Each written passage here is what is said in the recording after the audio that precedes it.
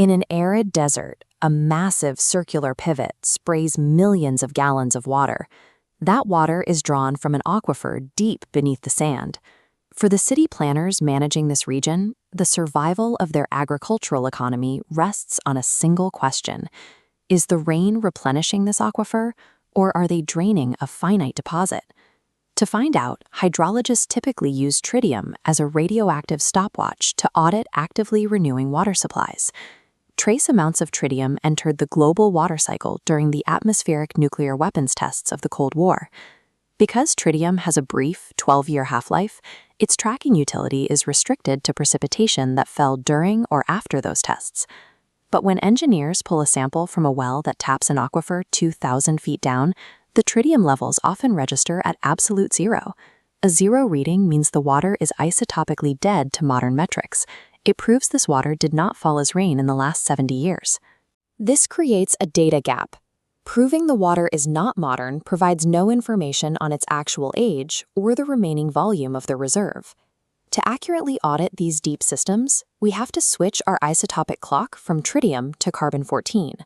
However, applying standard radiocarbon dating directly to groundwater introduces a chemical error that artificially ages the aquifer.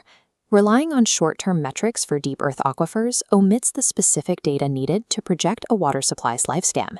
Correct management requires a specialized deep-time hydrogeology framework. Carbon-14 is continuously generated in the upper atmosphere by cosmic ray collisions. As rain falls, it pulls trace amounts of atmospheric carbon dioxide down with it.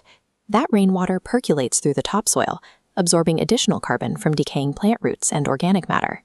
The moment this carbon-loaded water penetrates the bedrock and isolates itself within a deep aquifer, the isotopic clock begins ticking.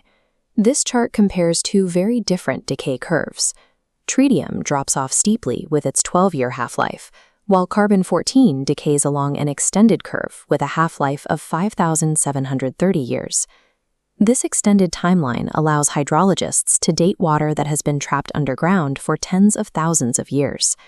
If a deep well returns a carbon-14 age of 15,000 years, the resource is classified as fossil water.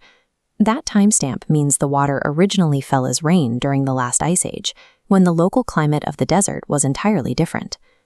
Because the current arid climate lacks the rainfall to refill the aquifer, the extraction cycle is broken. Pumping fossil water is a mineral mining operation. Carbon-14 dating provides the mathematical baseline governments use to project the timeline of an aquifer's total depletion. But groundwater does not sit in a vacuum. Over millennia, it interacts chemically with the geological container holding it. As this deep groundwater moves slowly through the limestone or dolomite bedrock, the fluid gradually dissolves the surrounding ancient stone over time. That limestone is packed with ancient carbon, trapped when the rock was formed millions of years ago. Because of its extreme age, 100% of the original carbon-14 in the rock has decayed. Hydrologists call this dead carbon. Contamination occurs when dead carbon breaks off the rock and dissolves into the groundwater. This dilutes the sample, artificially lowering the ratio of radioactive carbon-14. Lab tests cannot differentiate the atmospheric from the dead rock carbon, resulting in an inflated, uncorrected lab age. A civil engineer taking this raw data at face value will calculate that the water supply is older than it actually is. Treating groundwater like a fossil requires auditing the container it sits in. Ignoring the dead carbon trap results in miscalculating the number of years of water remaining in the system. To get an accurate date, hydrogeologists must mathematically strip the dead carbon influence away from the lab data. The industry standard for solving this is the Fontes and Garnier geochemical correction model. This model requires specific chemical inputs from the field sample, the total dissolved in organic carbon, or TDIC, and the water's alkalinity.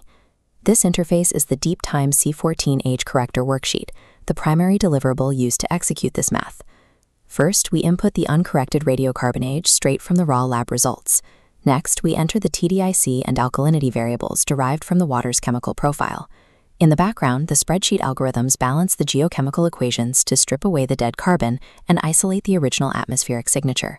The output reveals the corrected age of the fossil water. This corrected data translates directly into actionable policy, dictating exactly when a municipality must implement water rationing. The worksheet automates a process that would otherwise require balancing immense geochemical equations by hand. Accurate deep-time hydrology requires synthesizing radioactive physics with complex geochemical profiling. Systematically correcting these isotopic clocks provides the necessary data to manage a finite water supply.